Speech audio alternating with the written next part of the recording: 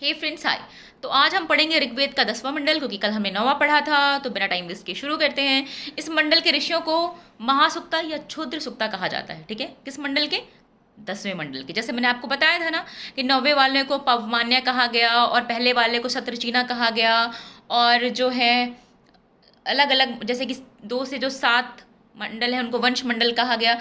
और जो उसके ऋषि हैं वंश मंडल के, उनको सामूहिक रूप से प्रगाथा कहा गया। वैसे ही जो 10वां मंडल है उसके ऋषियों को महासुक्ता या क्षुद्र सुक्त कहा गया। श्रद्धा, कामायनी, इंद्राणी, सची और इत्यादि किसमें मंत्र हैं। ये कौन है? ये वो महिलाएं हैं जिन्होंने मंत्रों की रचना करी।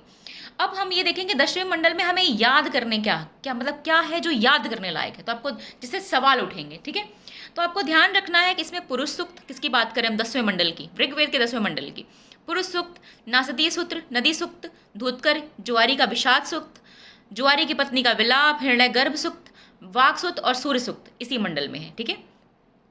सर्वप्रथम सूर्य सूक्त, जिसे विवाह सूक्त भी कहते हैं, में विवाह संस्कार से जुड़े अनुष्ठानों का उल्लेख इसी में किया गया है। सूर्य का विवाह सोम के साथ का वर्णन इसी में है। ठीक है।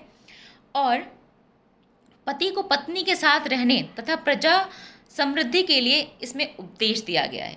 सूर्य सूक्त के अनुसार एक कन्या घर की धरोहर के साथ साथ विनाश की संभावना से युक्त अपरिचिता भी हो सकती है। ये किसमें कहा गया है? ये ऋग्वेद के 10वें मंडल में कहा गया है। अथर्ववेद में भी विवाह संबंधित 2 सूक्त हैं। मतलब कि ऋग्वेद में अगर आपसे पूछा जाए विवाह का सर्वप्रथम उल्लेख कहाँ होता है या उससे रिलेटेड सूक्त कहाँ मिलते हैं, तो आप क्या बताएंगे? ऋग्वेद का 10वां मंडल। और अथर्ववेद में भी इसके 2 सूक्त मिलते हैं। ठीक है। इसमें जो है हमें सब संस्कार के भी सूक्त मिलते हैं। ठीक है।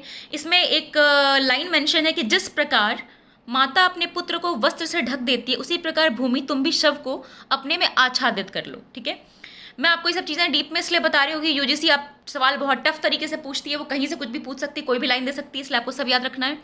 इसके अच्छ सूत में जुआरी का संदेश दिया गया है कि अच्छशाला का मतलब क्या होता है? जुआ घर। ठीक है। और अच्छ का मतलब जुआ। ठीक है। तो इसके अच्छ सूत्र में जुआरी का संदेश दिया गया है कि अच्छशाला, जुआ घर में मत जाओ, धृत और जुआ कभी मत खेलो और खेती करो। इस मंडल के एक सूक्त में दान की महिमा का वर्णन किया गया है। ठीक है। अब हम जो ऋग्वेद का 10वें मंडल का जो पुरुष सूक्त है उसके बारे में बात करेंगे। अब तक हमने सिर्फ ये बताया कि उसके 10वें सूक्त में और क्या क्या है। अब हम बात करेंगे, क्योंकि इसमें बहुत सारे सूक्त है ना, उन्हीं में से एक सूक्त है 10वें मंडल का पुरुष सूक्त। उसमें क्या है? उसमें है कि इसमें वर्णाश्रम की प्राचीनतम जानकारी मिलती है और शूद्र वर्ण का पहली बार उल्लेख इसमें हुआ है, पुरुष सूक्त में हुआ है। इसमें वर्णित है कि आदि पुरुष के मुख से ब्राह्मण, भुजा से क्षत्रिय, जंघा से वैश्य और पैरों से शूद्र की उत्पत्ति हुई। इसी मंडल के 95वें सूक्त में पुरूरवा और उर्वशी एवं एल संवाद है। ये इंपॉर्टेंट है। ठीक है। इसमें सर्वेश्वरवाद का स्पष्ट उल्लेख मिलता है, जिसमें पत्नी के पति के साथ रहने तथा प्रजा समृद्धि का उपदेश दिया गया है। ठीक है। अब ये मैंने आपको बताया कि ये पुरुष सूक्त था। ठीक है।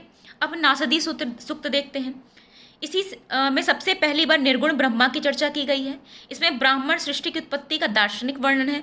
बताया गया है कि सृष्टि की उत्पत्ति से पहले न सत था, न असत था, न दिन था, न रात था। ये लाइन आपको तब भी मिलेगी जब आप जवाहरलाल नेहरू की बुक पढ़ेंगे, डिस्कवरी ऑफ इंडिया।